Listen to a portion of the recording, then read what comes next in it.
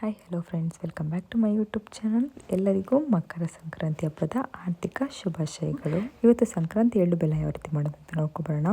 First ಇಲ್ಲಿ ಕೊಬ್ಬರಿ ತೊಗೊಂಡಿದ್ದೀನಿ. ಕೊಬ್ಬರಿ ಮೇಲ್ಗಡೆ ಸಿಪ್ಪೆ ಎಲ್ಲ ನೀಟಾಗಿ ಎರ್ಕೊಂಡು ಚಿಕ್ಕದಾಗಿ ಕಟ್ ಮಾಡ್ಕೊಂಡು ಒಣಗಿಸ್ಕೊಂಡು ಇಟ್ಕೊಂಡಿರೋದು. ಇಲ್ಲಿ ಬಿಳಿ ಎಳ್ಳನ್ನ ಚೆನ್ನಾಗಿ ಹುರ್ಕೊಂಡಿರೋದು. ನೆಕ್ಸ್ಟ್ ಕಡಲೆ ಬೀಜನ ಹುರ್ಕೊಂಡು ಸಿಪ್ಪೆ ತೆಗೆದು ಈ ಥರ ಬೇಳೆ ಥರ ಮಾಡಿಬಿಟ್ಟು ಇಟ್ಕೊಂಡಿರೋದು.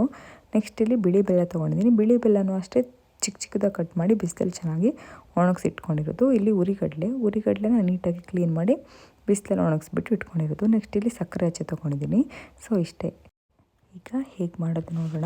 ನಾನು ಇಲ್ಲಿ 1 kg ಕೊಬ್ಬರಿನ ತೊಗೊಂಡು ಚಿಕ್ಕದಾಗಿ ಕಟ್ ಮಾಡ್ಕೊಂಡು ಇಟ್ಕೊಂಡಿರೋದು. 1 kg ಕೊಬ್ಬರಿಗೆ ಅದಕ್ಕೆ ಸರಿ ಸಮಾನವಾಗಿ ಅರ್ಧ kg ಬಿಳಿ ಎಳ್ಳನ್ನ ತೊಗೊಂಡಿದ್ದೀನಿ. ನಾನು ಇದ್ರದ್ದು ಎಲ್ಲದನ್ನು ಡಿಸ್ಕ್ರಿಪ್ಷನ್ಲಿ ಹಾಕಿರ್ತೀನಿ ಎಷ್ಟೆಷ್ಟು ತೊಗೋಬೇಕು ಅಂತ.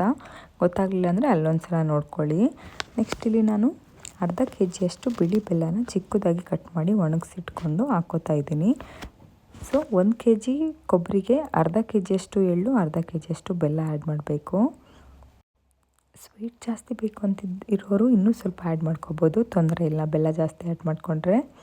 ನೆಕ್ಸ್ಟ್ ಇಲ್ಲಿ ನಾನು ಅರ್ಧ kg ಉರಿಗಡಲೆ ತೊಗೊಂಡಿದ್ದೀನಿ. ಅದನ್ನು ಕೂಡ ಇದರೊಳಗಡೆ ಮಿಕ್ಸ್ ಮಾಡ್ತಾಯಿದ್ದೀನಿ. ಉರಿಗಡಲೆ ಹುರ್ಕೊಳ್ಳೋ ಅವಶ್ಯಕತೆ ಇಲ್ಲ, ಸ್ವಲ್ಪ ಹೊತ್ತು ಬಿಸಿಲಲ್ಲಿ ಒಣಗಾಕೊಂಡ್ರೆ ಸಾಕು. ನೆಕ್ಸ್ಟು ನಾನು ಇಲ್ಲಿ 1 kg ಕಡಲೆ ಬೀಜ ತೊಗೊಂಡಿದ್ದೀನಿ. ಕಡಲೆ ಬೀಜ ಚೆನ್ನಾಗಿ ಹುರ್ಕೊಂಡು ತೊಗೊಂಡಿರೋದು. ನೆಕ್ಸ್ಟ್ ಇಲ್ಲಿ ಸಕ್ಕರೆ ಅಚ್ಚು ನೋಡಿದ್ರಲ್ಲ, ನಾನು ರೆಡಿ ತೊಗೊಂಡಿರೋದು ಅದು. ಸೊ ಇಷ್ಟೆಲ್ಲವನ್ನು ಸೇರಿಸ್ಕೊಂಡು ಮಿಕ್ಸ್ ಮಾಡಿಕೊಂಡ್ರೆ ಸಂಕ್ರಾಂತಿ ಎಳ್ಳು ಬೆಲ್ಲ ರೆಡಿ. ಈ ವಿಡಿಯೋ ಇಷ್ಟ ಆಗಿದ್ರೆ ಲೈಕ್ ಮಾಡಿ, ಶೇರ್ ಮಾಡಿ, ಹಾಗೆ subscribe to my YouTube channel. Thanks for watching.